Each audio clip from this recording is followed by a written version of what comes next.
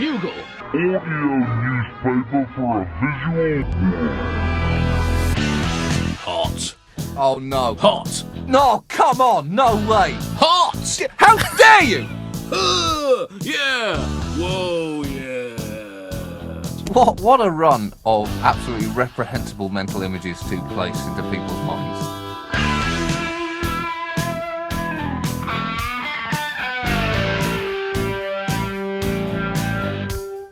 So here is to 60 more glorious years of marriage between the Queen and Philip. 60 years after their wedding. Is it time for Philip to become king?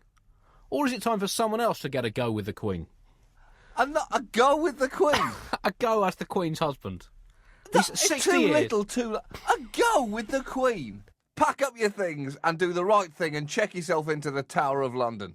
This is not the first time, Andy, that you've made comments regarding the Queen of a sexual nature. And it's really starting to make me think a bit about, whether you are attracted to the Queen in an inappropriate way. Even if it was, I believe it's my patriotic duty to slightly fancy the Queen. After everything she's done for this country, just boost her self-confidence a bit. Is it the power that gets to you, Andy? Is it the fact she's Queen and is on coins? Or would you be attracted to plain old Elizabeth Windsor from down the road? I just think there is something about a woman on a £10 note, or any banknotes, and I feel the same about Florence Nightingale. Oh, God. The Queen and Florence Nightingale. I apologise to all royalists, but I maintain Nightingale was a hottie. And this one comes from Ben Falk, and it's addressed to you, John, under the subject Naughty Nurse. Oh, no. Dear John, I don't like the way this is heading. I take great offence at you laughing at Andy for fancying Florence Nightingale. Oh, God. My great-great-great-grandpa fought in the Crimean War and worked for a time at Flo's Hospital. Ever since then, there have been rumours that he boffed her. How dare you! Anyway, John, he writes, Florence was a babe, but probably out of your league. Andy, you have a fine taste in women. Shame on both of you. But it's good to hear the return of Boff. I think I was probably 12 the last time I heard that. So if any of you, Bugle listeners, have secret attractions for historical figures, whether they be male, female, or both, please send them in to thebugle@timesonline.co.uk. Now we've had further correspondence on the very important issue of how fit was Florence Nightingale. Oh, no, come on. This comes from Greg Pritchard. Hello, Buglers, he writes. Florence Nightingale is undoubtedly one of the slamminest hotties of the Crimean War. One of the sexiest wars of the 19th century, if you ask me. To have vivid and filthy fantasies about her is a huge compliment to her and her profession. You owe it to all the underpaid nurses around the world to have naughty thoughts about Nightingale. And for Andy, if having your bin stolen is not cause for nuclear posturing, I don't know what is. It happened to me recently when I couldn't properly get it back. I just waited until it was on the street and torched it. I think I won that one. That is kind of in the King Solomon style of solving a problem. Well done, Greg Pritchard from a long and made-up place name in New Zealand. Greg is not the only one with a crush on a historical figure. This comes from Abby, also in Boston, who writes, Dear Andy and John, I have for some time now had posthumous crushes on Franz Kafka and Edgar Allan Poe. Should I be concerned for my mental health? Not at all. Edgar Allan Poe, I've got a crush on her too. Edgar Allan Poe had a rippling six-pack, so yeah. Abby, I can fully understand. Kafka, on the other hand, he was fit, but just a little bit self-obsessed. This one comes from Becky in San Francisco. As both a history major and a British loyalist, yes, there are still a few of us here that feel the American Revolution should not have happened, I have a number of crushes on historical figures in English history. It began with an attraction to Henry II. Interesting. There was something a bit raunchy about the way he had Thomas à Becket killed. Certainly gives me the horn whenever I think about it. Oh, I don't start this. I'm not saying Henry II per se, but in that action, he was decisive and just made me feel that he'd protect me in a crisis. Fair enough. And some women find that appealing in a man. Gabriel Reed sent in perhaps the most alarming email we've received since the last edition of the Bugle on the subject of hotties in history. Can I just state that this does seem now to have, as I feared at the time, acquired a momentum of its own? Brace yourselves, listeners, for what Gabriel has to say. I would like to bring up for your consideration a hottie from history that I think is often overlooked. Margaret Thatcher. No, come on, no way! Not so much the whole package, brackets, which I might add wasn't too shabby, but just a single part of her. It was too shabby. It was too shabby. John, I think you're allowing your disagreement with her political policies to overshadow an objective assessment of her womanly virtues. But just nauseous. a single part of her, writes Gabriel, her elbows.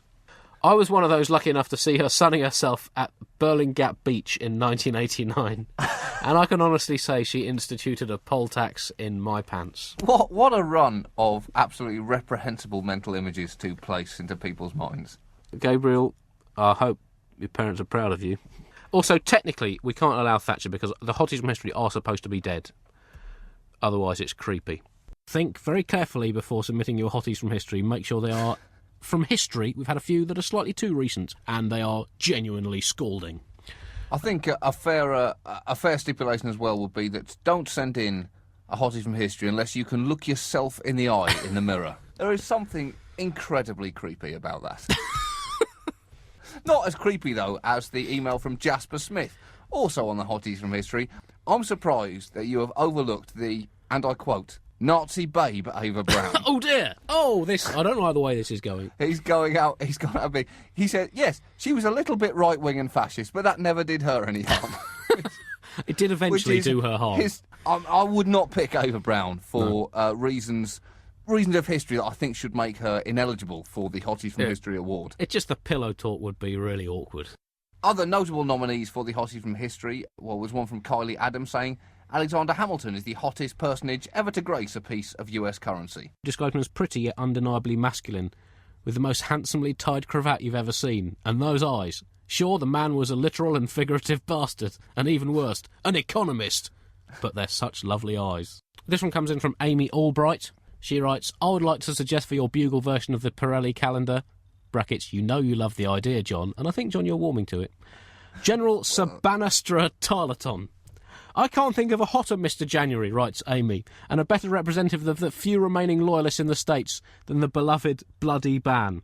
Good nickname. After all, my obscure 18th century military figure that has been portrayed on screen by Jason Isaacs in tight black pants and riding boots warrants further recognition. Nice and obscure, Amy. This is one of my favourite reasons for a choice. Brett Sonnenschein from Brooklyn in New York said, my hottie from history has to be Clement Attlee. I've always gotten so aroused reading about how Labour won the 1945 elections that I've never been able to focus on how World War II ends. That is pretty good.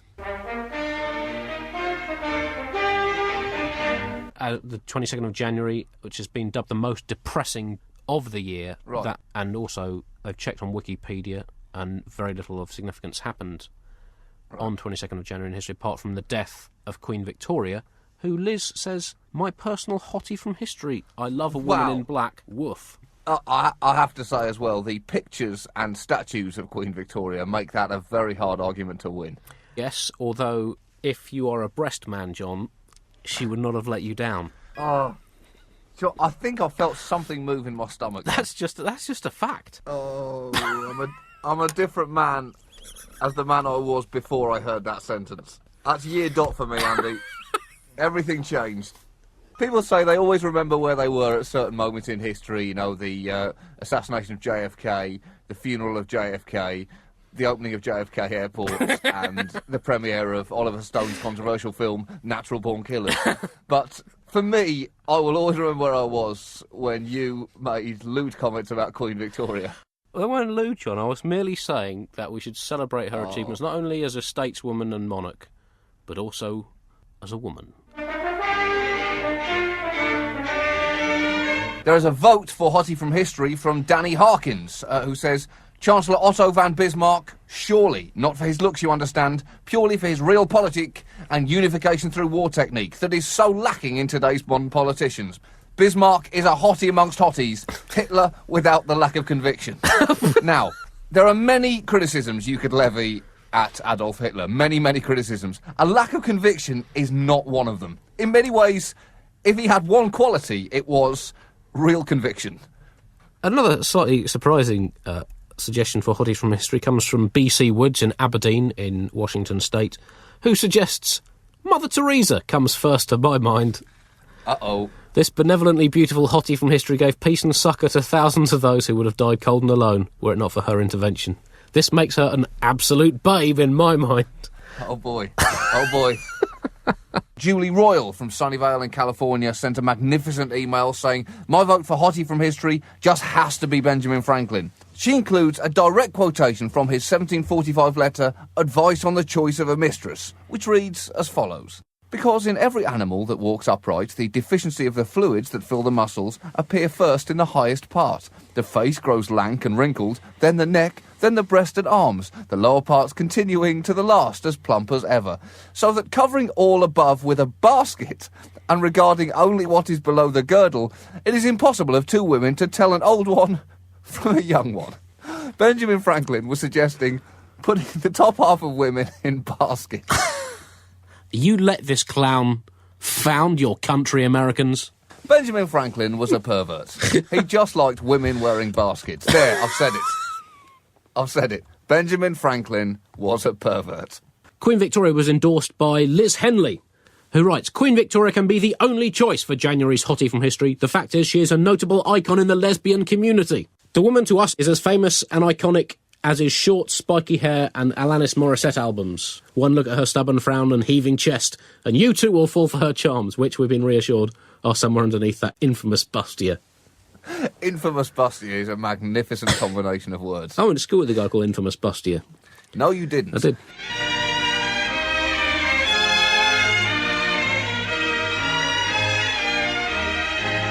Already, Alan Murch has suggested, surely Marie Curie is the ultimate hottie from history. Look past the bulging tumours and gently glowing skin at the well-documented bone structure and sexy Polish voice. Oh, She was surely the inspiration for the modern influx of Central European buyer brides purchased on the internet at reasonable prices.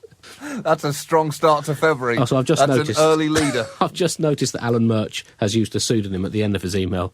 He doesn't want Mrs. Murch finding out about his lust for Marie Curie. And this comes from a man called John who writes, Dear the Bugle, what about Philip the Handsome of Spain?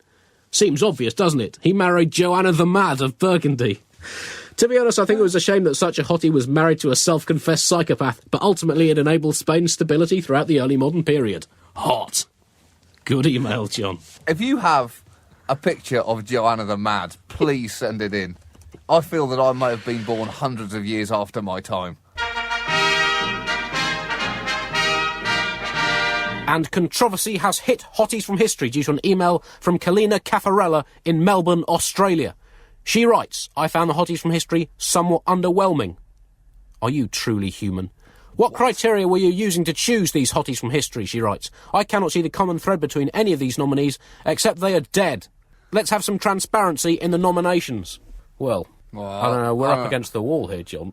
I don't think that is a valid criticism. These hotties transcend being alive or dead.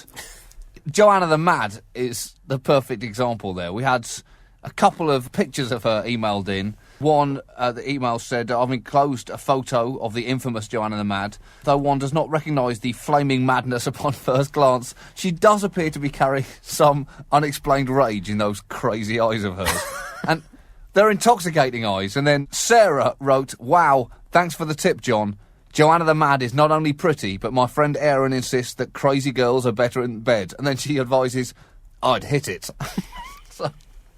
Well, Kalina, I guess in response to your email about transparency in nominations, anyone can be nominated, because one man's hottie is another man's nottie. And that applies as much to historical hotties and notties as living ones. It's true. It's true, Andy. And it rhymes. So it must be true.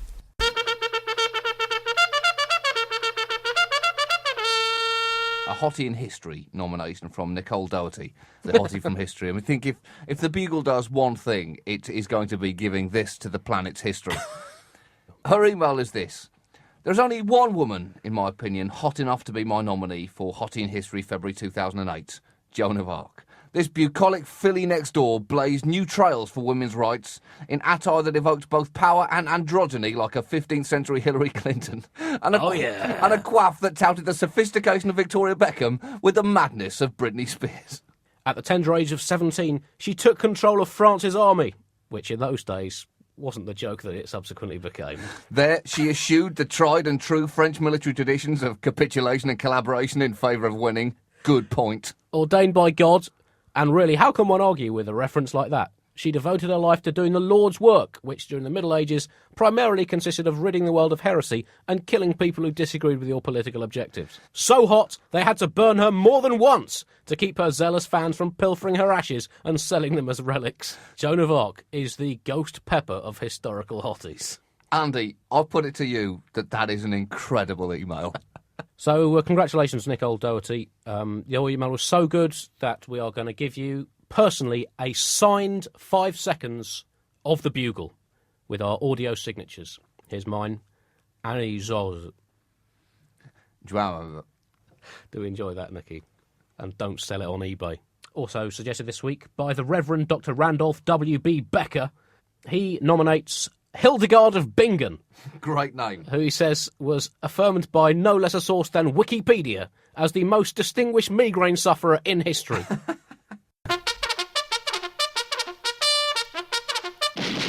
Krisna Santos from the wonderful city of Detroit in Michigan writes, I believe one sensational hottie seems to have been neglected. The snow-white bull which Poseidon gave to King Minos to sacrifice must go down as one of history's greatest hotties. Not only did this magnificent bull convince King Minos not to sacrifice it with its taurine wiles, but it also seduced Minos' wife Pasiphae and made her dress up as a cow in order to suit this glorious animal's sexual desires.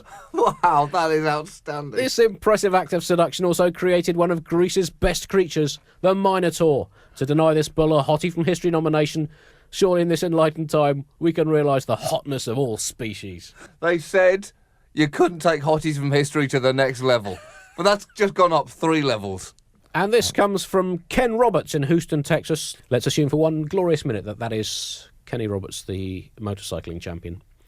Dear sirs, history's hottest hottie of them all is Carlos II of Spain, known as El Hequizado, the Bewitched. Due to his myriad physical and mental curiosities, he is descended from fellow hottie Joanna the Mad a total of 14 times, twice as great-great-great-grandson. Wasn't it great being a royal in the Middle Ages? See, uncannily different from now. Suffering from a ginormous tongue and extreme underbite, also known as the Habsburg jaw, he was unable to chew his own food and was a frequent drooler. Sexy. Bald, deaf and lame, near the end of his tragically short life, he took to sleeping with the exhumed body of St. Francis of Assisi in the hope that it might cure him. Oh. Alas, the 500-year-old saint proved to be just as impotent as Carlos. Oh. Without an heir, Carlos's death in 1700 ended the Spanish Habsburg line. We might have gone up 3 levels, but I fear we may have just descended 5. Also, late competition came in from Adrian Ferrance, who said, I'd like to nominate 1930s Germany as the hottest era of history. It's an interesting extension. We had an animal last week. He's taking it a little further. He says, of course, there'll be the naysayers crying out, what about 15th century Constantinople? And they have their merits. But who can argue with sexy, smouldering 1930s Germany? I think history has put in some fairly heavy arguments against it. History, He goes on- human decency, all branches of moral philosophy. But still, nice uniforms. That's right. He goes on to say 1930s Germany is a mix of Sharon Stone in Basic Instinct and Glenn Close in Dangerous Liaisons with a touch of Demi Moore from Disclosure throw in for good measure. Hell-bent on world domination, but still a little wet behind the ears. 1930s Germany is the era that you would never take home to mother. I'm not sure even David Irving would compare 1930s Germany to a selection of film actresses. This comes from John Waite, who describes himself as a history buff. Is that possibly John Waite, who kept wicket for South Africa in the 1950s? I think it's probably not, Andy, but carry on. All right. Who writes, did you know that the nominated hottie Joanna the Mad, who of course was Miss February, lugged her dead husband Philip the Handsome around with her for years after he died? There you go, ladies. Handsome. That's proper devotion. Apparently she was a bit odd before her husband popped his clogs, but her refusal to bury him long after he had lost his looks confirmed to her mum and dad, Ferdinand and Isabella of Spain, that their daughter was going to be a problem. I don't see anything wrong with that. It's nice to have memories. I'm going to put that in my will, Andy. I want to be dragged around by my wife. It's the least she could do. But this is before we had photos, John. Because now you just have a photo album. In those days, if you wanted to keep a keepsake, you pretty much had to keep the entire festering corpse. Yeah, exactly. Different do you times, keep a lock of different his hair, or do you think, well, if I'm going to do that, I might as well keep his whole head? Yeah. There's a great nomination from Mark Patch from Boston, Massachusetts, who says, Messrs. Zaltzman and Oliver, I would like to throw in my nomination for what is surely the greatest Hotties from History season we've seen in recent memory, with such fastidious contenders as Florence Hot Lips Nightingale and Joanna Batshit Insane the Mad. However, my girl is the one and only Eleanor Roosevelt, who was a real piece of Great Depression ass. What a sentence. But her winning personality qualities really make her. She had the good taste to know a real man when she saw one, even if he was her cousin and had fashion sense shared by the Penguin from Batman.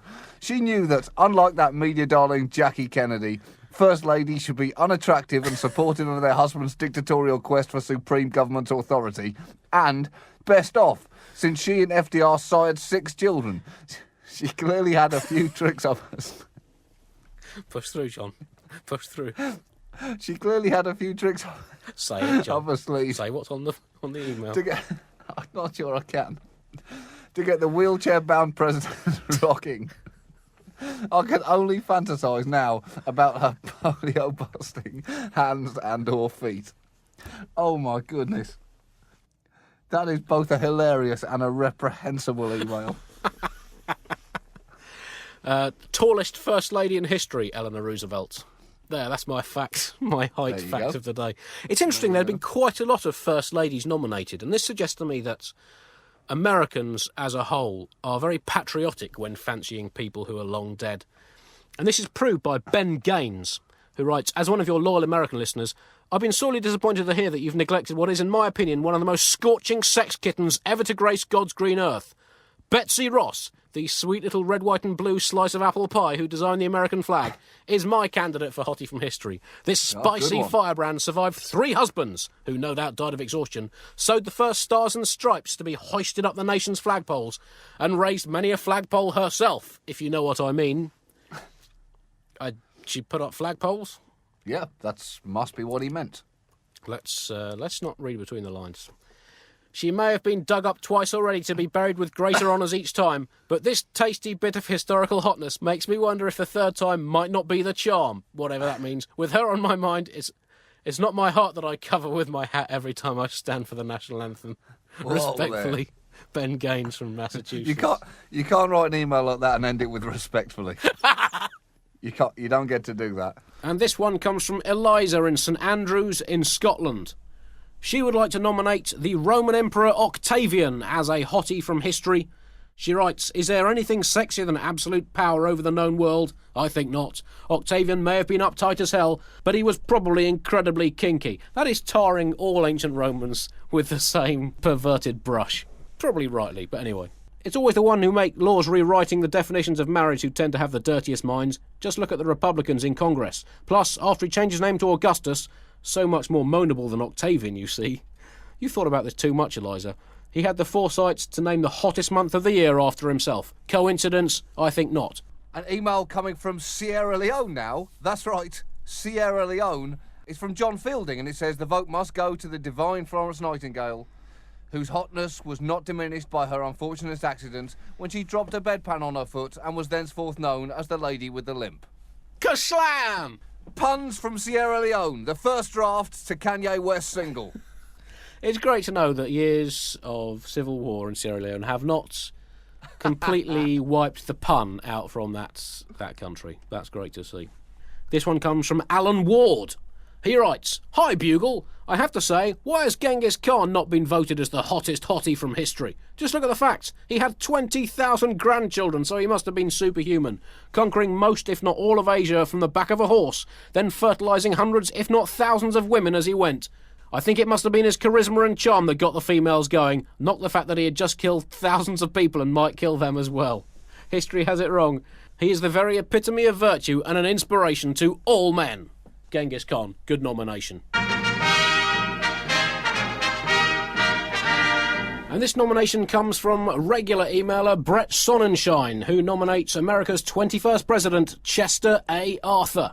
He gives 8 reasons why Arthur should be a Bugle hottie from history. I'm not going to give you all of those reasons, just numbers 5, 7 and 8. 5 is puppy dog eyes that make you forgive him for the Chinese Exclusionary Act of 1884. Well, you can't argue with that. Otherwise, I would be bearing that grudge till today. And reasons 7 and 8 are those mutton chops, those glorious mutton chops. It's good that each of the mutton chops was a separate reason in itself, Brett. Thanks again for your correspondence. This nomination comes from Anne Anderson, who offers 2 suggestions. The first being Richard III. He is best known as the hunchbacked, lurching villain in Shakespeare's play, writes Anne. Richard has long been suspect number 1 in the presumed murder of his 2 young nephews, who would have been the true heirs to the throne had Richard not already stripped them of the right of succession. While the murder of the 2 boys aged 10 and 13 for political gain certainly seems an exceptionally vile crime to modern eyes, it must be pointed out in Richard's defence that the 2 little sods would have passed away from old age by now anyway. Tragically, she writes, Richard's relative hotness cannot be adequately judged by his surviving portraits, since they were retouched in the range of the Tudors to make Richard look shiftier and presumably somewhat lumpy. Nevertheless, I predict a strong voter turnout for Richard, especially in the niche demographic of female voters aged 18 to 34 who write steamy love letters to jailed psychopathics looking for hot prison action. And you all thought Joanna was mad. I can already hear the sultry purr of hundreds of deranged libidos. Ooh, a child murderer who looks gorgeous in black velvet. Yes. But I know I can change him. A hottie, my kingdom for a hottie indeed. Oh, that's very good. And it would be the best were it not for Darren Straker from Toulouse in France. He says, you're missing a classic. The generously proportioned, blonde-bounced, blue-eyed, jackboot-enamoured doyenne of the British Union of Fascists. Her motto, no shirts too brown for us, and rah-rah girl for the Nazis. The one, the only, Unity Valkyrie Mitford. A woman so bonkers, she claimed she was born in Swastika, Ontario, an old gold mining town somewhere in the vast wastelands of Canada. When her birth certificate said London, this was a woman the British SIS called more Nazi than the Nazis, which, all things considered, is quite an achievement. She's a contender, lads. Every barking, mad, Nazi bonking bit of her. This came from Richard King, who writes, Dear Bugle people, alchemy, astrology, voluminous pantaloons, and massive moustache like a woolly boomerang. Very nice. You're thinking about Tycho Brahe, aren't you?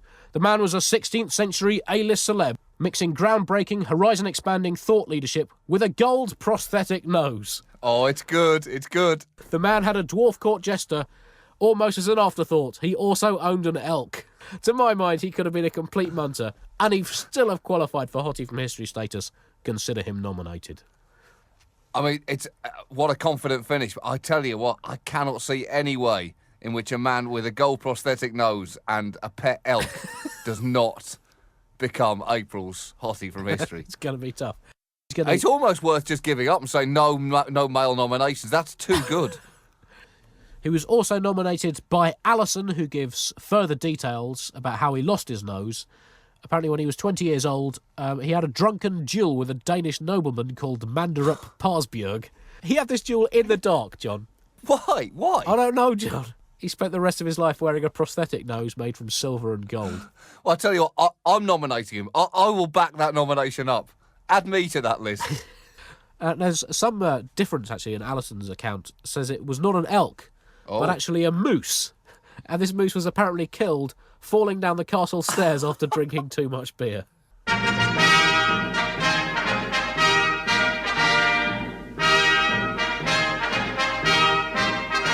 Another nomination has come in, this one from Brian O'Connor, who writes, My choice for Hottie from History simply must be St. Paula the Bearded.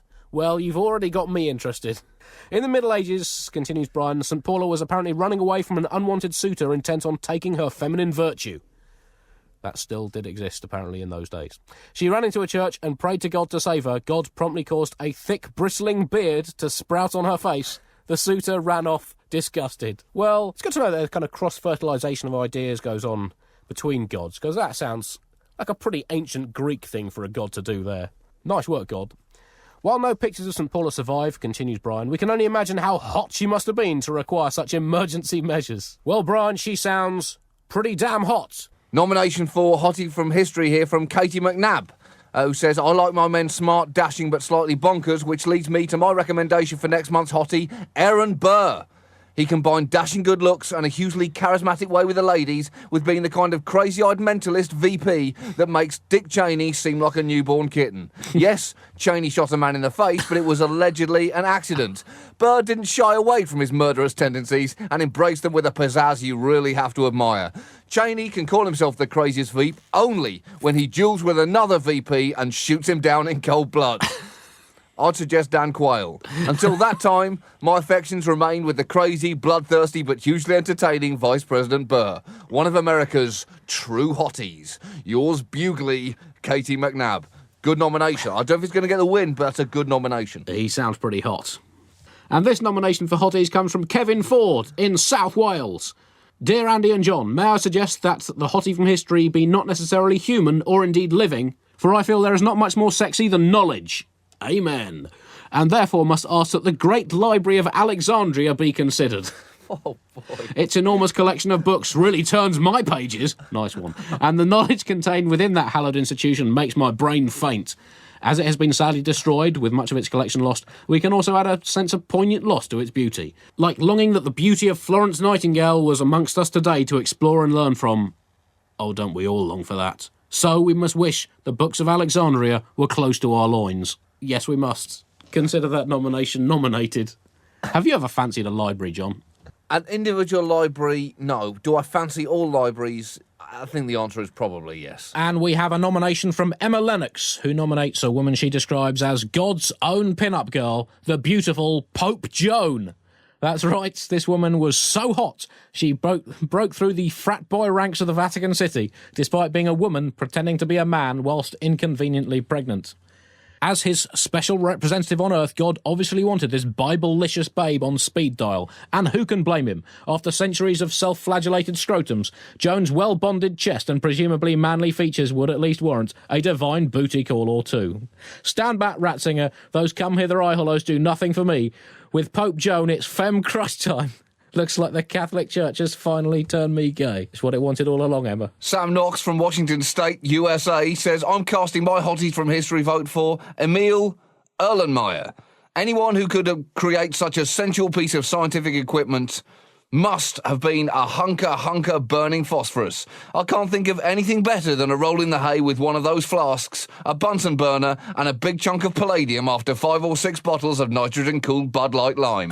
Oh, the pleasure. And there does seem to be a new craze for sex tapes of long-dead celebrities, and have no fear because there is a glut of them coming out. Other emerging sex tapes are Queen Victoria and Prince Albert having sex on the back of their speedboats. Now, this is interesting historically for 2 reasons. One, it's a fascinating glimpse into the private life of the longest-serving queen. And 2, it casts serious doubts over when we currently believe the speedboat was invented.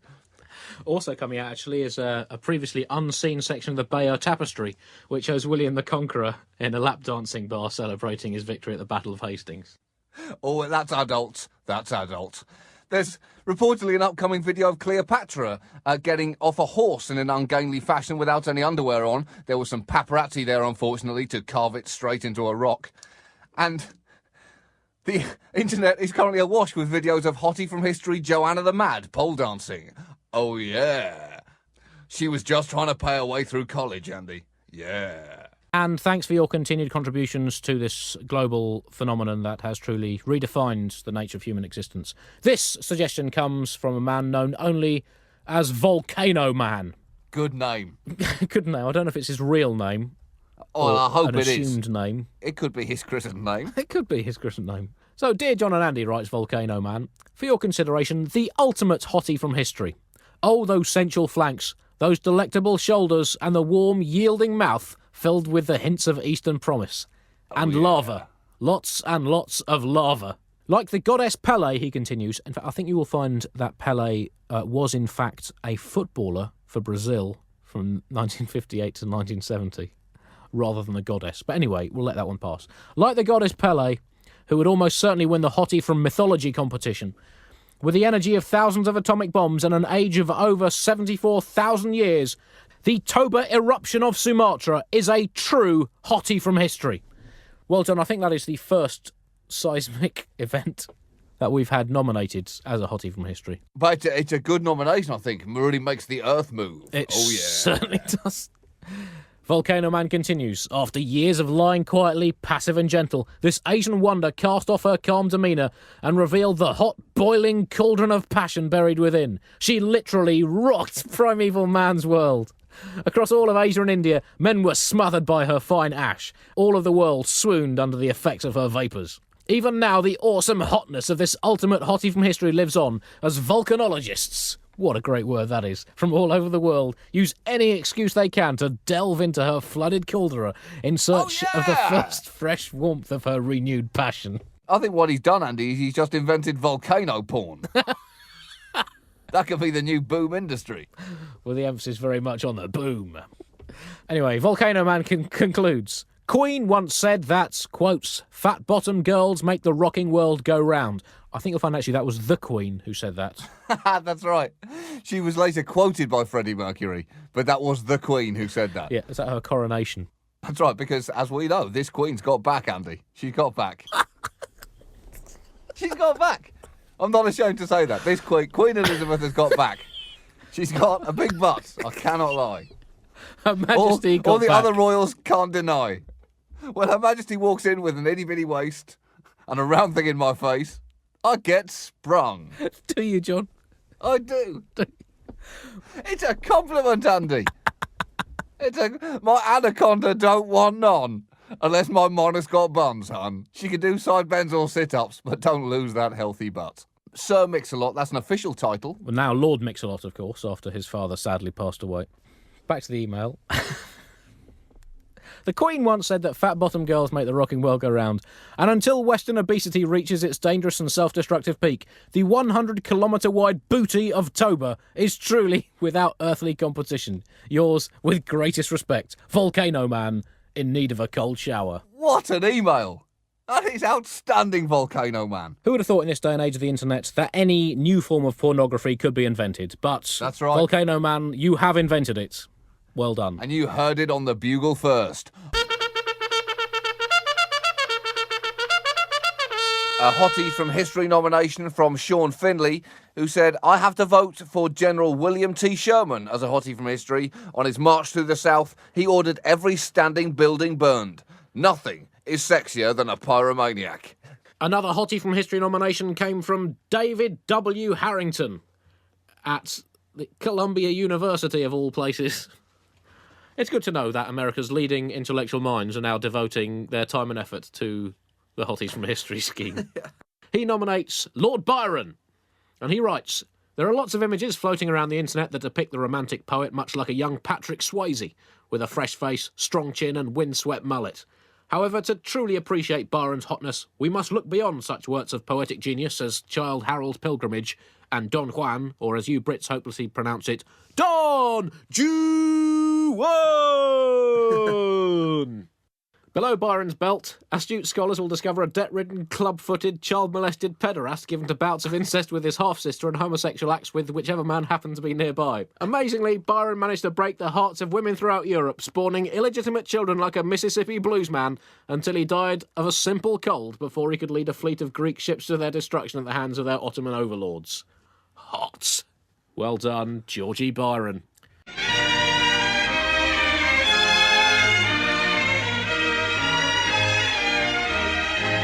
Just time for a quick Hottie from History nomination from Krishna Santos, who says, Dear Andy and John, after the fairly weak nomination of Lord Byron, we all know Keats was the real heartbreaker among English romantic poets, I knew it was necessary for me to put forward a real Hottie. It would be nearly impossible to find a Hottie with better credentials than Greece's blind prophet Tiresias.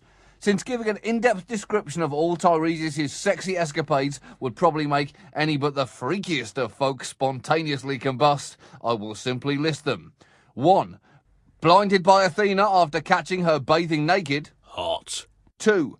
Turned into a woman by Hera after killing a pair of snakes sexing each other. Hot.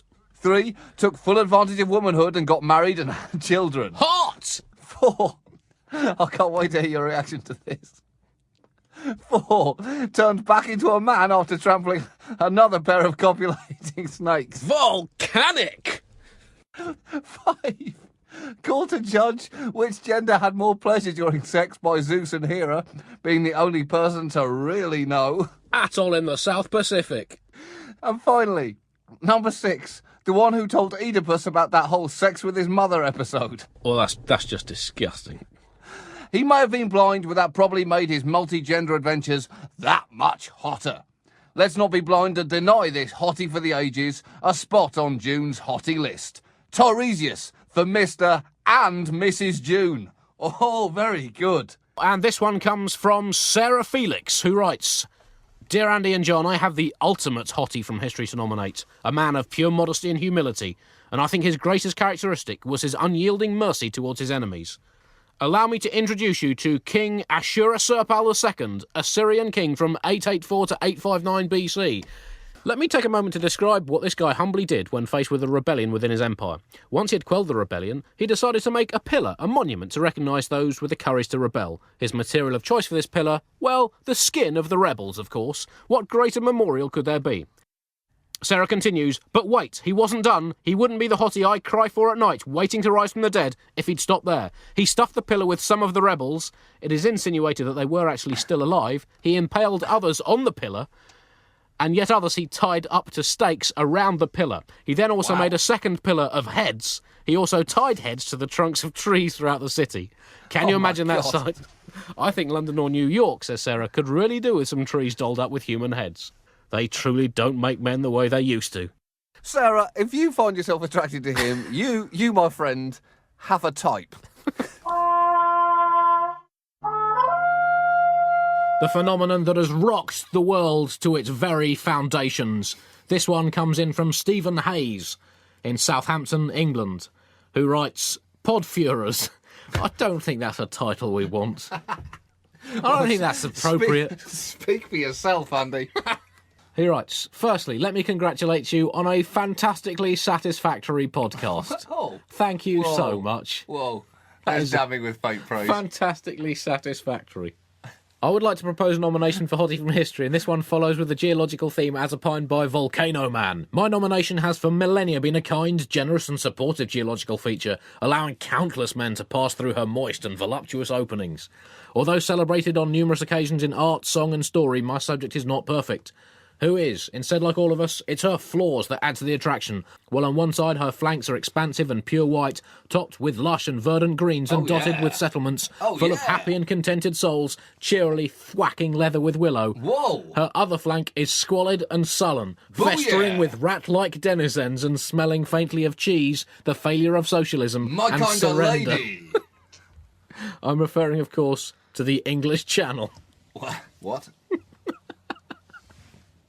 Since when do we accept bodies of water? Well, he's picking up on that volcano. That Yeah, it's good. It's good. Yeah. Although, technically, it does have to be dead to be a hottie from history. Yeah, and the on English channel is more alive than ever. So, gentlemen, I give you the English Channel.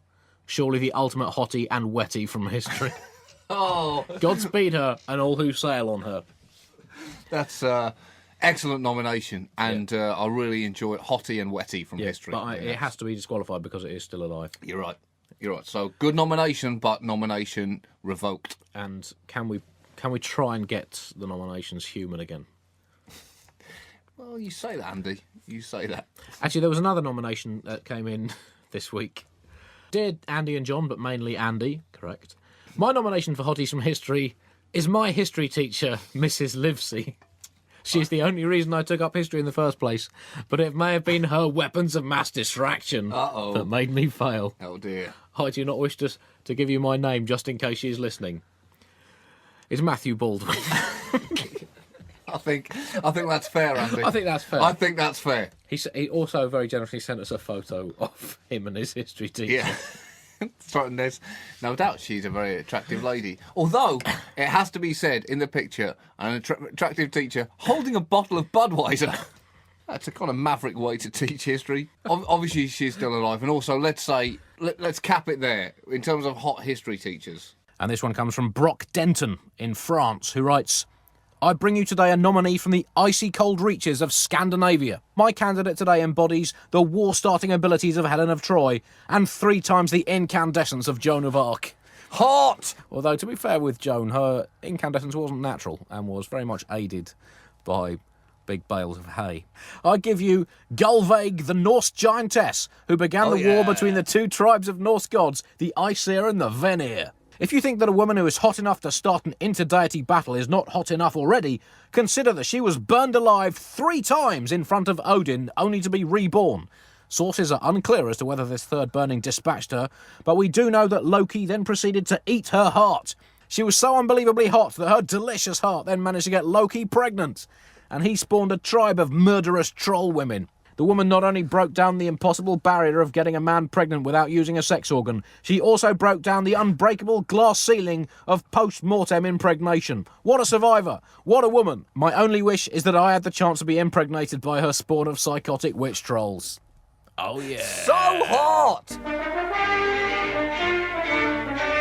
A great Hottie from History nomination here from Nicole Valentino. Dear John and Andy, it took a lot of thinking, but I finally came up with my vote for Hottie from History. Hatshepsut the Queen, who would be king. Something about androgyny just plain turns me on. Me too, Nicole. Me too. This feisty female pharaoh was the 5th pharaoh, say that 3 times fast, of the 18th dynasty of ancient Egypt. She's generally regarded by Egyptologists as one of the most successful pharaohs, reigning longer than any other woman of an indigenous Egyptian dynasty. To quote Paris Hilton, that's hot. The sexified Hatshepsut assumed the position of pharaoh, and her reign as king is usually given as 22 years. The other most famous female pharaoh was the infamous Cleopatra, another hottie, but her general sluttiness sullies her reputation enough to even be considered as a bona fide hottie from history. Good argument. Good argument. What I like about this is a really rounded pitch for hottie from history. Hatshepsut's illustrious career included a marriage to her half-brother, Thutmose II, who was considered a god. Not bad. She also re-established disputed trade networks, oversaw naval expeditions in an attempt at diplomacy and healthy foreign relations. Keep it coming. I'm feeling a bit ill, Andy.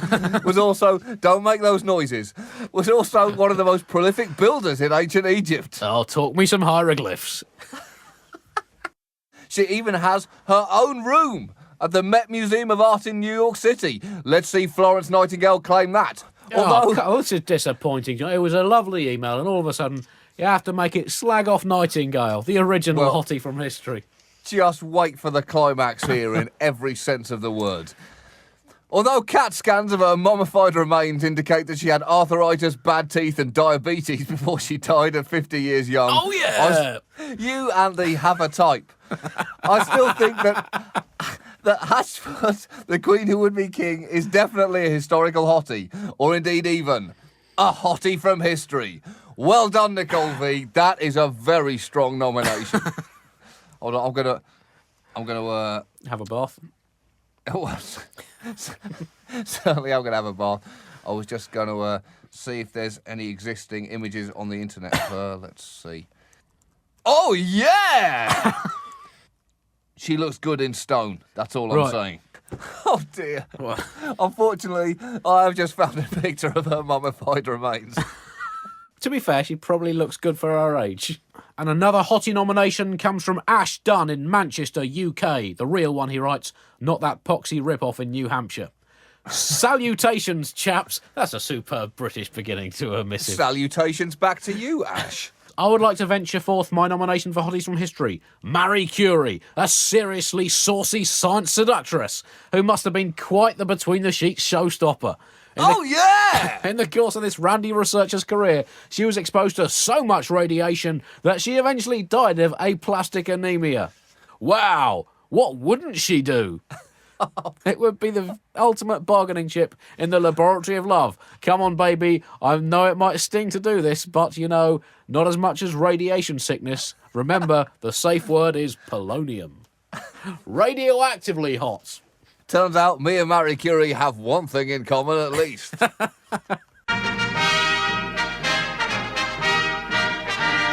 And here is a Hottie from History nomination from Zach Mance, who says, Dear John and Andy, I've got a nomination for Hottie from History that you will lose your scalp over. A female so hot, she encouraged a birthing America to decisively cut the cord from its controlling mother, i.e. Great Britain. A true Hottie, who died young, so forever remains hot and voluptuous for eternity. That is finding the positive there. Who is this extreme American Hottie? None other than Jane McRae. Being a super hottie, McRae's death at the hands of British allied Iroquois natives inspired thousands of young, horny Americans to join the rebel cause out of fear of losing all the top-notch TNA in the colonies. Besides the legions of troops her death rallied, it was the way in which she died that is truly hot. Strap in, Andy. Legend has it that when demi-goddess Jane McRae was captured by the Iroquois, she was fought over by two warriors. Unable to decide who would win this revolutionary Helen, the two young warriors did what anybody would do when fighting over a woman. They scalped her! Oh yeah! Even British General Bugle was outraged by this loss of super lust Queen McRae. However, like any true Brit, after calling for the warrior's execution, he instead pardoned him. There you have it, a woman so hot that even dead and scalpless, she caused enough erotic dreams to inspire us Yanks to kick out your spineless and seemingly eunuch ancestors. But wait, he says, it doesn't end there. This is where it really kicks in, Andy. In 2003, archaeologists exhumed her grave, only to find, but what? That she'd been spending over 200 years in the corpseified arms of another woman. Sarah McNeil! Oh, baby, yeah! In order to preserve America from collapsing from an overdose of steamy, revolutionary lesbian uber hotness, the two women were reburied in separate graves. McRae's grave was even surrounded by 8-foot-high pointy iron fence to ward off the horny hooligans who commonly prowl near the graveyard. This woman cannot help but raise flags all over America, even 2 centuries after her death. John and Andy, I give you Jane McRae, a truly revolutionary hottie from history. Wow, Zach, that is a hell of a story. I need a cold shower after that. It does raise an interesting question. Was it, in fact, the Boston TNA party? And another Hottie from History nomination. Dear the Bugle, I humbly submit to you a pasty, proselytising, puzzling, prehistoric, pernicious, promiscuous, profligate papist. I refer, of course, to the Pope, and no other Pope would fit the post better than Pope John XII, who is noted for his evil and corruption. He actually turned the Basilica of St. John Lateran into a brothel, nailed his niece, castrated cardinals, blinded Benedict, his confessor, drank to the devil, and other various fornications. He died the way he lived, in the middle of some steamy adultery. Now, if that promiscuous of papacy doesn't get your robes ruffled, I simply don't know what will. Thanks, a bugler. P.S. I would sign this email, but I'd get excommunicated. Now this raises the exciting prospect that this has come from a Bugle fan inside the Vatican. This one's from Rebecca, who says, I have written to submit Alexander Hamilton as a potential male historical hottie for August.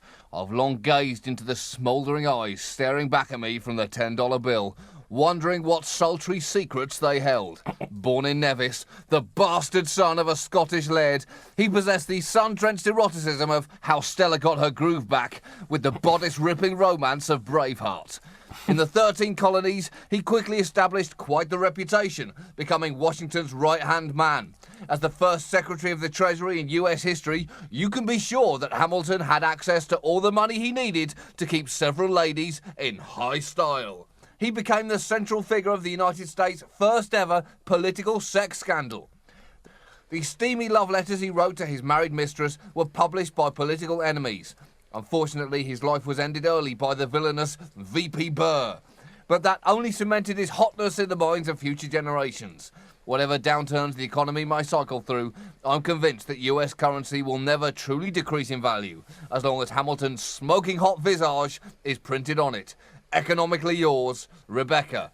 Andy, I'm looking at a $10 bill now, and The guy, he's absolutely stacked. He's cut, he's ripped, he's got an incredible jawline. I'm going to say it, he's got it going on. Whatever it is, it's happening with him. He is $12 of hotness on a $10 note, Andy. Testify. And finally, a couple of hotties from history nominations. Do keep them flooding into the Bugle at timesonline.co.uk. And this first one comes from Connor Lynch in California. John and Andy, in accordance with your request that nominees be both people and dead, I've found someone who is both dead and a people. His name is Lyndon B. Johnson. I've noticed that the Bugle doesn't quite give LBJ the respect he deserves. In one episode, I believe it was said he painted the White House pink and left a disco ball inside. And I would like to change that. It's a noble crusade, Connor. Sure, Johnson's sexual escapades could never compete with those of JFK, writes Connor, but there's still something to be said for a man with BJ in his initials, if you know what I mean. I sure do know what you mean, Connor. Those letters stood for Big Jugs, from his days as a woman before he went into politics. Fact. Connor continues, Johnson is an eligible hottie because of his undeniable self-confidence. When he wasn't practicing his seductive glances in a mirror, he was thinking of fantastic gifts to give foreign dignitaries. Take, for example, his first meeting with Pope Paul VI, in which he gifted the pontiff an autographed picture of himself. Ladies and church leaders love that kind of confidence. Testify. LBJ wasn't finished, though. You may be wondering, how does one follow up such a magnanimous and thoughtful gift? In 1967, on his visit to the Vatican, LBJ presented Pope Paul with a 1-foot-tall bust of his own head. I can only assume the Pope was amazed at the President's generosity. Well, what finer gift can there possibly be from the leader of the free world than a marble representation of himself? Man, this man sounds hot. Yours without regret for his heresy, Connor Lynch from California. Good nomination, Connor, but not as good as this one. From a man who goes under the sobriquet of Sick Boy from Montevideo in Uruguay. He writes, I refuse to use my legal name as my job in the Uruguayan government could be somewhat compromised by this letter. It's already sounding good. Sick Boy writes, Dear most esteemed Buglic satanic majesties. That is a good way to start an email. He continues, I find a statistical anomaly I've detected after painstaking research quite disturbing. How come that so few hotties from history nominations come from the one continent with the most robust hottie-to-dog-face ratio? Interesting way of putting it. How come you have neglected the home of the Brazilian booty, the Argentinian coop-tastic titty, the Venezuelan oily, dark, total horrific silhouette? How could you leave out South America? To correct this mistake, I'd like to nominate Uruguay's founding daddy, the one, the only, Jose Gervasio Artigas. Try saying that 3 times fast. Really, I insist. I won't do that because I've said it one time quite slowly and I don't know if I pronounced it right. Artigas was born in 1764 with a sort of shine in his eyes that only comes from a really wealthy background. That I-could-buy-you look that makes women boil with passion and men repress with fury. At the age of 12, he decided to right off to the countryside, language, and live among the gauchos, free-roaming spirits that ate cows whenever they could find them, property be damned, dressed themselves mostly with leather obtained from said cows, killed people and cows just for looking at them funny, and were basically so manly that they made North American cowboys seem like towel boys at the all-star bum fencing game. Well, I'll take your word for that. I've never been to that. Clearly, you have. He continues, having learned the fine arts of horseback riding and slaughter of innocent bovines, Artigas decided to honour his upper-class upbringing by becoming a smuggler, crossing illegally into Brazil and back, bringing all kinds of presumably booty-related goods. When the government offered an amnesty for criminals in exchange for military service, Artigas accepted to defend the very border he had savagely and passionately violated, showing that his convictions were as promiscuous as his pants. Of course, his itch to double-cross was too great to be ignored. He deserted the army and went to Buenos Aires, offering his services with the same kind of haggling skill that only expert workers of the world's oldest profession can have. A big fan of the USA, he thought that having some kind of United States of South America would be swell, and argued that Uruguayan independence was a really awful idea. He fought, and he lost. Somehow, in the middle of fighting a war, he found time to impregnate countless women, including his own cousin, showing the remarkable stamina that had once made him the original Han Solo. Defeated, he went to Paraguay with his loyal slave Ancina, and died in obscurity in 1850.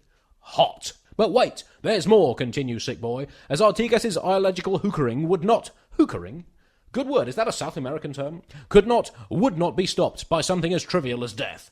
Other people, British people in capital letters, decided that stucking a small country between Argentina and Brazil's gigantic ass cheeks would be really nifty, and they needed a founding father to make the idiots living in that godforsaken spot of land think that they really were a country. They plastered Artigas' face everywhere, even though he had been the first to say that an independent nation was a really stupid idea, and thus Uruguay was born. Here you have it, gentlemen, a man so hot he founded a country without even wanting to. Turns out that not even he could stop his manly visage being used as propaganda under those green, intense eyes and revolutionary creating sideburns. Uruguay was born.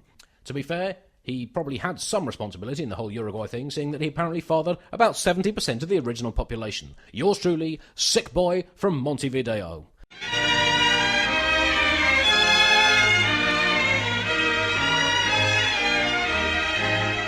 Hotties from history now, and this nomination from Matthew Faraday, who writes, I nominate the Statue of Liberty. Oh, yeah. How has it taken so long for the finest green lady in the world to be nominated? This 305-foot-tall green-blue copper woman towers over New York as equal parts symbol of freedom and smouldering sexuality, wearing nothing but a cloth, a crown and the Declaration of Independence. Ow! This hottie from history makes democracy look sexy. Just ask the Irish immigrants of the 1840s. Didn't go back to the British Empire, did they? No, once they saw 30-foot breasts, it's hard to go back to that phallic symbol you Brits call a clock again. Keep your Florence, your Joanna the Mad. My dream girl is 35, 27, 36. Meters, that is. From Matthew Faraday in Detroit, Michigan, USA, USA, USA. Outstanding nomination. I think that just goes straight in. I think that goes straight in as Miss September. Yeah, although the Irish immigrants of the 1840s, of course, would not have been attracted by the Statue of Liberty's 30-foot breasts on the grounds that they didn't exist yet for another 40-odd years. Well, you say that, Andy. I think I'm picking the holes in idea of them was there, even if they weren't. Thanks for your continuing nominations for Hotties from History, which we'll be rounding up next week. Nominations this week include the very sensual and very dead Empress Theodora of the Byzantine Empire, nominated by Neil Ludd. Adam and Eve, nominated by Matt Flick. That is an email which features almost non-stop pornography and ends with yours in Christ, Matt Flick. I can only presume that was a joke. And Marianne Charlotte de Corday d'Armont, the French revolutionary beheading victim. We'll do a full roundup next week. Do keep your hotties coming into the Bugle at timesonline.co.uk. Oh yeah. Hotties from history now, and as it approaches the 1-year anniversary of the invention of Hotties from history, one of the most significant developments in the history of retrospective sexual attraction. Here are the latest nominations, and this one comes from Kathleen Donovan in San Francisco, California. In San Francisco during the Gold Rush, an Englishman named Joshua Norton proclaimed himself Emperor of the United States and Protector of Mexico by sending a letter saying as much to the local newspaper. That's a good way of claiming power. Sure is. Basically how Gordon Brown got in. This by itself is probably not so unusual, especially in San Francisco, except that everybody accepted this proclamation. He was given a military uniform by the US Army officers, a non-voting seat in Congress, and issued his own currency, which was honoured in San Francisco. When he died, he was given a large and lavish funeral. Another odd thing is that people in San Francisco love him, especially to this day, and consider him to be a hero. There was even a serious campaign to get the Bay Bridge named after him a few years ago. People in San Francisco love him to this day and consider him a hero. Hot. He sounds really hot, John. I mean, you've got to be pretty hot to declare yourself an emperor of somewhere. And this comes from Stephanie Cohan in upstate New York, who writes, in the annals of history there is but one man with more talent than John and Andy combined.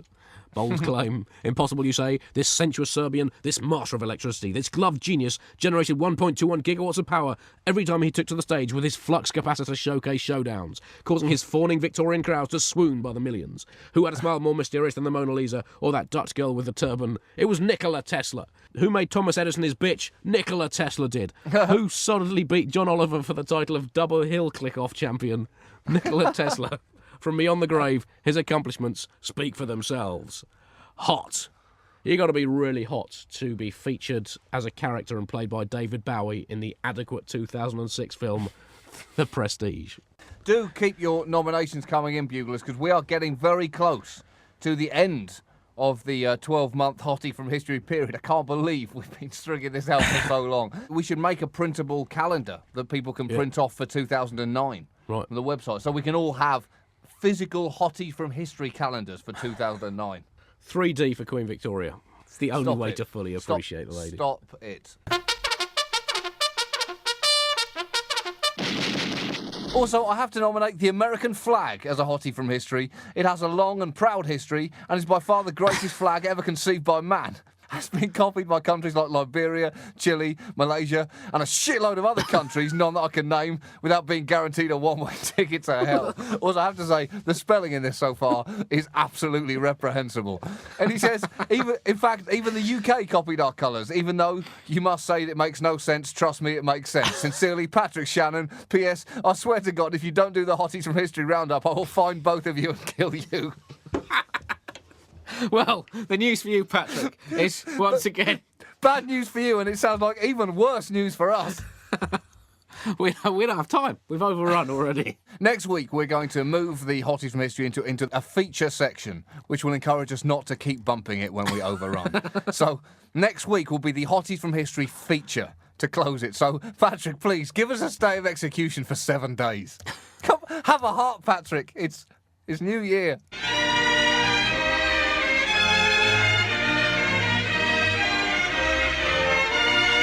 It's the Hotties from History feature section.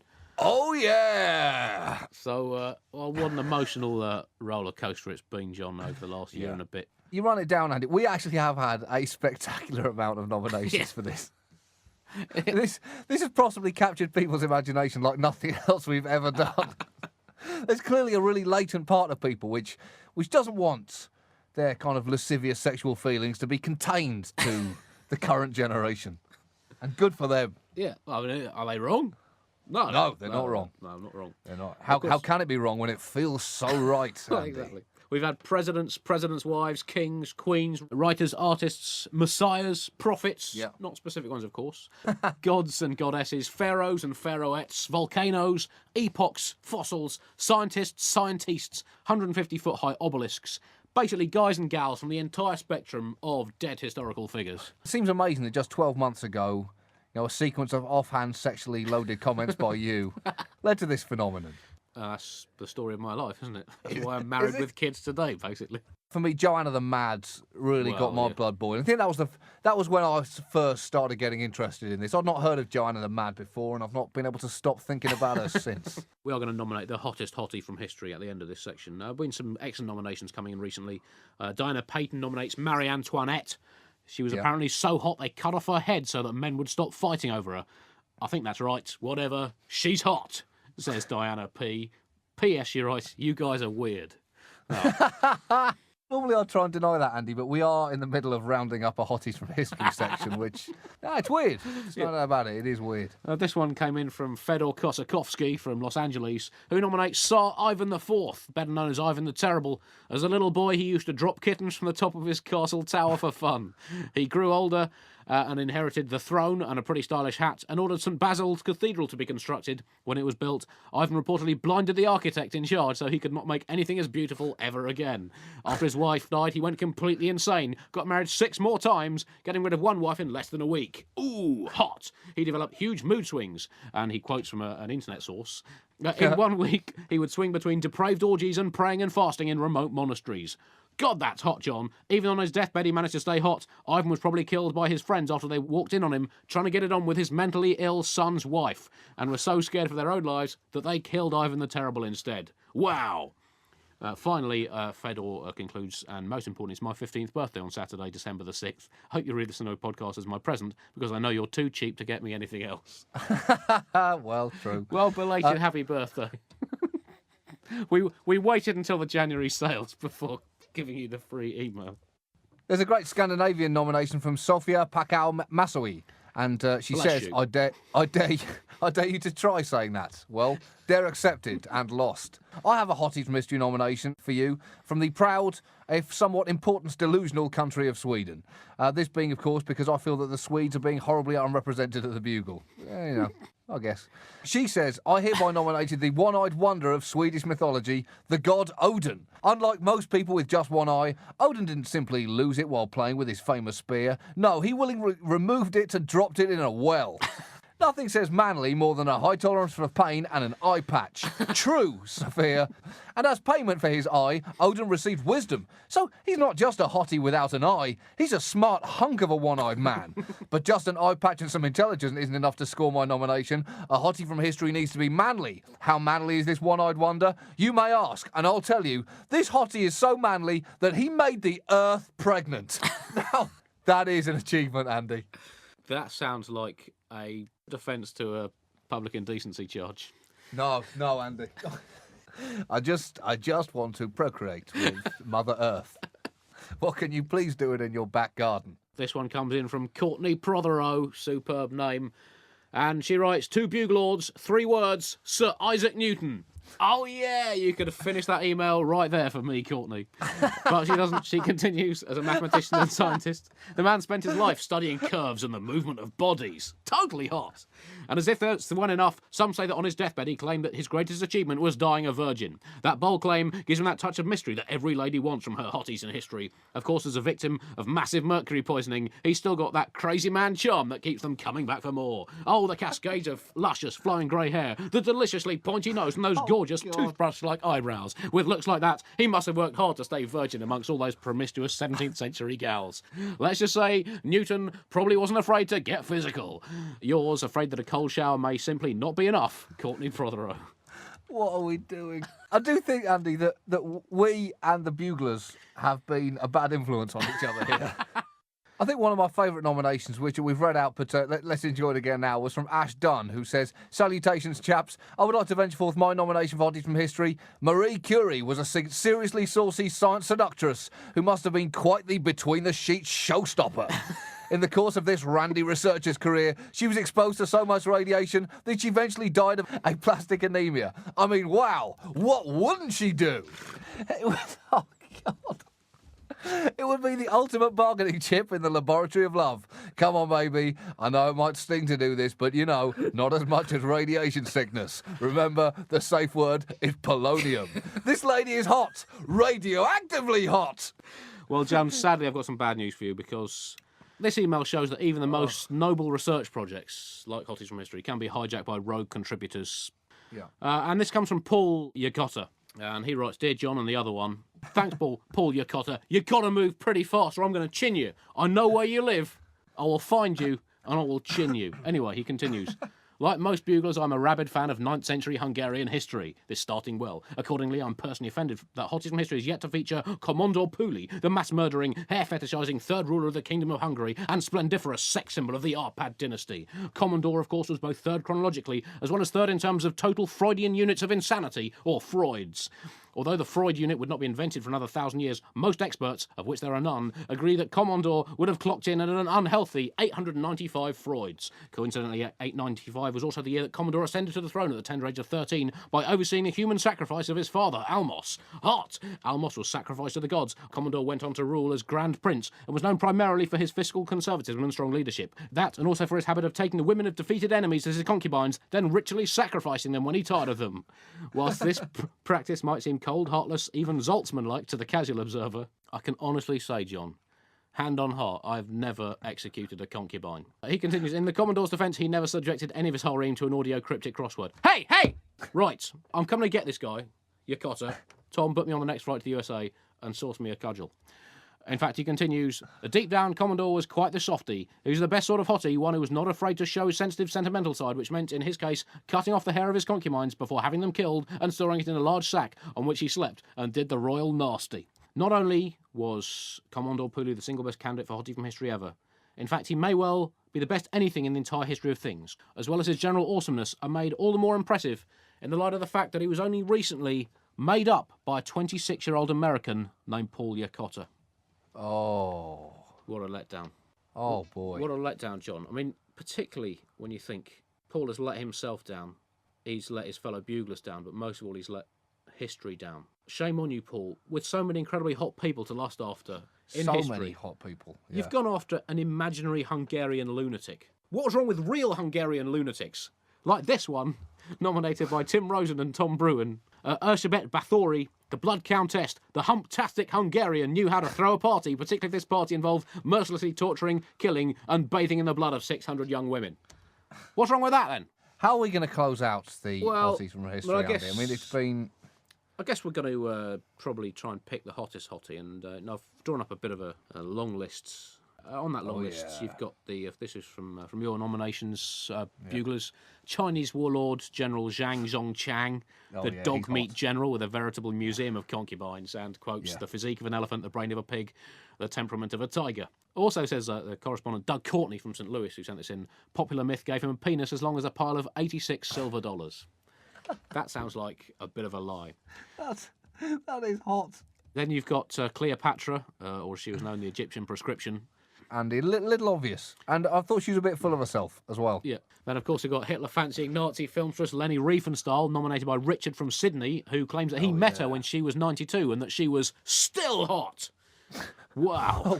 Whoa. Let's keep this abstract. Diane Davis nominates Sir Cloudsley Shovel, an English naval hottie of the 17th and 18th century, who was so damn foxy great name. that when a sailor on his ship warned that there were rocks approaching, he had him executed and slammed his entire fleet into those rocks, killing himself and 2,000 others. You don't get much hotter than that. That's the kind of level of self-confidence that everyone finds hot. Another naval hottie, Horatio Nelson, described by no less a source than Johnny from Milton Keynes as being, quotes, nearly as sexy as the Queen. Emma Crawford, a 19th century American hottie, so hot there's a coffin race every year in her honour. John F. Kennedy, described by Sean Owen of Muswell Hill as the most priapic leader of the free world ever. A man who makes Bill Clinton look like you two. Well, Whoa, come on. That's not a nice thing to say. I've got more children than John and Bill Clinton put together. Actually, Andy, you really don't know that that's the case with Bill Clinton. Then we've also got ancient British tribal babe Boudica, or Boadicea, nominated by Thomas Dura from Northern Virginia. The Queen of the Iceni, possibly the most and only ever good-looking woman from East Anglia. Although Tacitus doesn't mention much of Boudica's physical features in his annals, we can only imagine how hot she must have been to lead an army of 100,000 Britons against the homely sausage fest that was the Roman Empire. Several nominations also for Australopithecus afarensis, also known as Lucy, including this from Steve Schwartz. This M to the power 6,442 ILF was as smoulderingly sexy as an upright walking hominid could be. Strutting her stuff 3.2 million years ago at a cool 3 foot 8 inches tall, this prehistoric Hannah Montana from the savannah would spend her days foraging for beetle larvae, avoiding varieties of saber-toothed cat and smashing the skulls of small woodland creatures so she could pick out their brains and eat them. If loving a 3 million-year-old, half-chimp, half-human mutant thing that could be considered the mother to the entire human population is wrong, then I don't think I want to be right. Good. Well done, Stephen from Baltimore. Very good. We've had a nomination from Dan O'Brien for Blanche Dumas, the 19th century hottie boasting 3 legs, 2 fully functioning sets of genitalia, and 4 breasts, of which 2 were ladies' hooters and 2 were men's waps. She has 1.5 times the amount of legs and twice the amount of genitalia as Florence Nightingale. Points. Wow. 10 points. That's Wow, pretty that hot. is hot. We've even had a nomination for Edward Powys Mathers, the inventor of the cryptic crossword. For George Washington, we've had Alcibiades, the ancient Greek omnisexual who pulled wangs off sacred statues for a laugh. Nudist pioneers Adam and Eve, Russian humpit or lumpet, scraggling enthusiast Catherine the Great, tiny-legged, massive nadgered, bone-disordered art dwarf Toulouse-Lautrec, German pointy hat-wearing moustache behemoth Otto von Bismarck, mad as coconuts, medieval Spanish corpse hugger Joanna the Mad. They've all turned heads, they've all turned stomachs from beyond the grave. But John, who is the hottest hottie of them all for you? To pick one feels like an insult. Instead, you want just a kind of history orgy. But if I had to pick one to settle down with... You're basically talking about the X-rated version of Bill and Ted's Excellent Adventure. That's exactly what I'm talking about. For me, it's Joanna the Mad. She lit my candle. And also, you do know that after your death, she would carry you around in a coffin for several years. That's right. And, I like the idea of that. Well, for me, John, and I think you can probably guess where I'm going with this, they say you never truly get over your first love. It's Flo, isn't it? It's Flo. It's Flo Rider. Well, it has to be, for me, it has to be Florence Nightingale. So, hold on. We both picked the people we liked about 11 and a half months ago. This now starts to seem like a gigantic waste of time. Yeah. And in the words of the special tribute poem, stroke rap from the world's leading historical lust-themed rapper, Retrospects, and in a duet with English poet laureate Andrew Motion, in a tribute to Florence Nightingale, they have written this. The lady with the lamp, what a vamp, gives me cramp when I see Nightingale in a nightie, looking flatty, feel so ratty. I just want to go with the flow. Huh! I got search warrants to search my Florence, and I'm drooling in torrents. It's my curse to love the nurse in a hearse. She might be living in a coffin, but I'd still be giving her a boffin. Huh! I want more from the Crimean War, so it's back in time to make her man, nipping back to 1860 to see if that nurse can fix me. Tend my war wound, 'cause my it's ballooned. Light my candle, pull my handle, cause a scandal. Nightingale, you put the wind in my sail. She's toddy, she's a mystery, she's a hottie from history, so I'm gonna go with the flow. Yeah. Uh-oh. Whoa, yeah. Wow. Do you know what? What, mate? This whole year was worth it for that, Andy. Well, if someone doesn't remix that, then I don't know what the world is coming to. So, does this mean, John, that we are now consigning Hotties from History to history? Well, I think we're going to shut it down, Andy. Right. We'll find, just like the audio cryptic crossword, we'll find something else to waste our times with, the Buglers and we. Just not sure I can let go, John. I'm saying keep it on. Tom's saying cuties from current affairs. He has spoilt his ballot paper. So I've got the casting vote. I think I should probably move on for the sake of my marriage. Your emails now, and, well, the end of Hotties from History has quite rightly brought howls of indignation from Buglers in all 25 corners of the world, including this one from Daniel Coley, who writes, "Dear Dead Men Walking, how dare you axe the Hotties from History section from the Bugle? It was the only podcast-related thing in my life worth living for, and more importantly, the only outlet I had to relieve my bottled-up sexual feelings for long-dead historical figures. You know not who you have angered, gentlemen, especially you, Oliver. There is an ocean between us, and by the time this podcast airs, you may very well find yourself hanging lifeless from the Empire State Building, dressed only in clown shoes and an ancient Mesopotamian burial shroud. It's the way I want to go. You're living on borrowed time unless you find something of greater entertainment value from Hotties Mystery to replace it. I swear I will spill some blood if you don't make amends soon. Consider this your only warning, Andy, for as I said before, John will likely not survive the week. Vengefully yours, Daniel Coley." Wow. Well, that's just a sample of one of the several 100,000 angry emails we've had about Hotties from History. We have had a huge number of emails lamenting the end of Hotties from History. This is a great time for democracy with the inauguration of Obama, and maybe we are going to have to give in to the will of the people. And that will of the people is to keep lusting after the long dead. Yeah, it has been a spectacular response. Genuine worldwide indignation. We did also have two extra special emails this week. You may remember that Andy threw some rhymes down a couple of weeks ago towards the end of the Hotties from History. He put down a fat joint. Oh, sure did. And I think I've mentioned, as through yelps of laughter, that it would be something that someone might like to remix into a song. Well, someone didn't do that. Two people did that.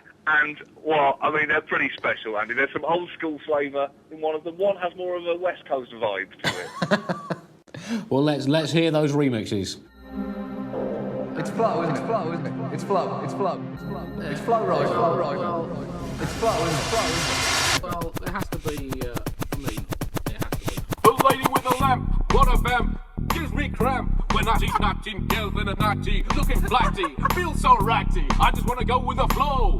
I got search warrants to search my Florence, and I'm drooling in torrents. Nipping back to 1860 to see if that nurse can fix me.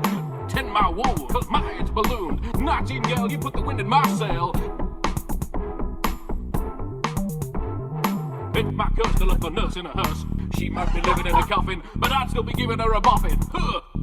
I want more from the Crimean War, so it's back in time to make her man. Nipping back to 1860 to see if that nurse can fix me. Tend my wool, 'cause my it's ballooned. Light my candle, pull my handle, cause a scandal. Nightingale, you put the wind in my sail. She's toddy, she's a mystery, she's a hottie from history, so I'm gonna go with the flow. Yeah. Uh-oh. Whoa, yeah. Whoa, yeah. Oh, yeah. So that one was from Nathan of the USA. Wow. Pretty funky. I'm grabbing my nuts as we speak. And let's hear the second one. This one has come from Pete, who writes, "Howdy, I can't believe I actually spent time doing this." So here it is from Pete from Japan. Well, for me, John, I think you can probably guess where I'm going with this. They say you never truly get over your first love. It's flow, isn't it? It's flow. Yeah. Flow right. Well, it has to be, for me. The flow! The flow! The flow! The lady with the lamp, one of them, gives me cramp when I see Nightingale in a nightie, looking flatty, feel so ratty. I just want to go with the flow! I got search warrants to search my Florence, and I'm drooling in torrents. It's my girl, still I'm a nurse in a hearse. She might be living in a coffin, but I'd still be giving her a boffin. I want more from the Crimean War, so it's back in time to make a man. Living back to 1860 to see if that nurse can fix me. Tend my war wound, cause my head's ballooned. Light my candle, Pull my handle. cause a scandal. Nightingale, you put the wind in my sail. She's She's a mystery, she's a honey from history. So I'm gonna go with the flow. Yeah. Oh, Wow. Do you know what? What, mate? This whole year was worth it for that, Andy. Until next time, Buglers. Goodbye. Bye!